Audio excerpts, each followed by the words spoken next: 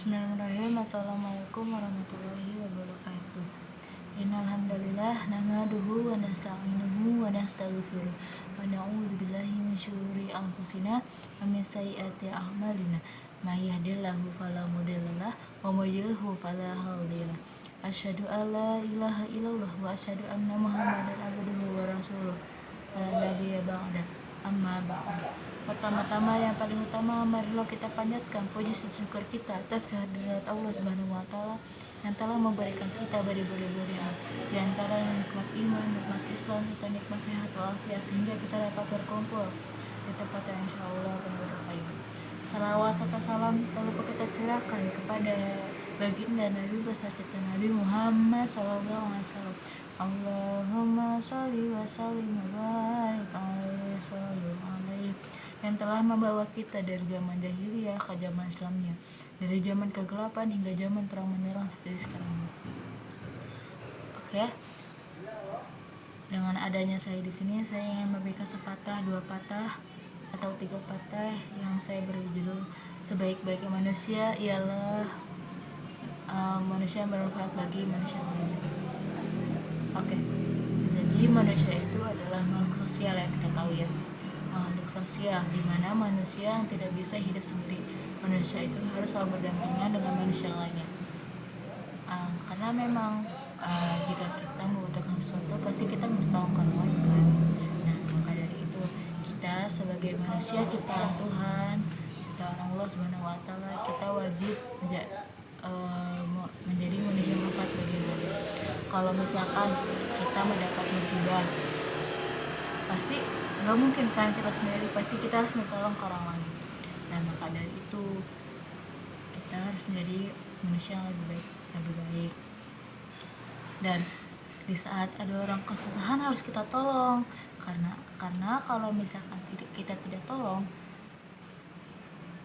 nanti kasihan, gak ada yang bantu, didiemin gitu aja. Nanti di saat semua berbalik, ketika kita mendapat masalah, terus kita tidak tolong, apa rasanya? Sakit, sedih pasti. Nah, jadi kita sebagai manusia harus bisa menolong. Terus seperti dalam hadis juga disebutkan khairun nas anfa'uhum linnas, sebaik-baik manusia ialah bermanfaat bagi manusia lainnya. Hadis riwayat Ahmad dan Tabrani. Nah, dalam hadis sudah jelas kita harus bisa berbuat baik pada orang, kita harus bermanfaat bagi orang lainnya. Contoh ya, misalkan bencana alam, terus musibah, terus kita bantu anak jalanan, misalkan itu tuh udah menjadi ladang pahala untuk kita sendiri. Karena insya Allah apa yang kita dapatkan, apa yang kita berikan, nanti yang akan kita dapatkan akan lebih baik lagi, berlipat-lipat ganda dari sebelumnya. Terus jika kita contohnya lagi, jika kita mengajarkan hal-hal yang baik kepada seseorang, memberikan hal-hal yang baik kepada seseorang, contohnya mengajar ya. Jika kita memberikan hal-hal yang baik, mengajarkan hal yang baik, memberi wawasan yang baik, nah terus kemudian orang yang kita ajarkan itu memberikan apa yang kita berikan kepada dia, insya Allah pahalanya akan mengalir, insya Allah. Karena memang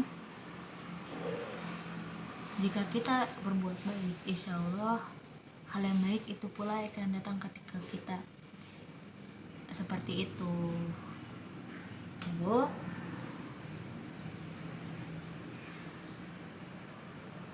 karena Allah pun tidak suka jika hambanya, Tuhan pun tidak suka jika hambanya berbuat jahat kepada orang lain, karena akan menyesatkan atau akan masuk ke neraka.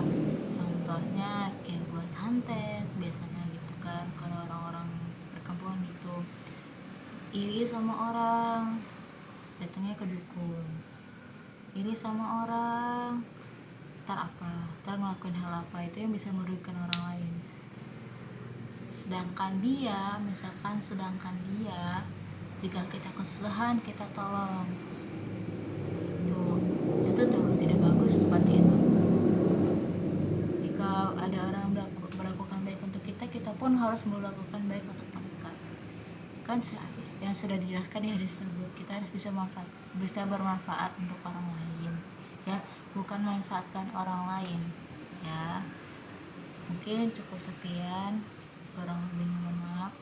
Assalamualaikum warahmatullahi wabarakatuh.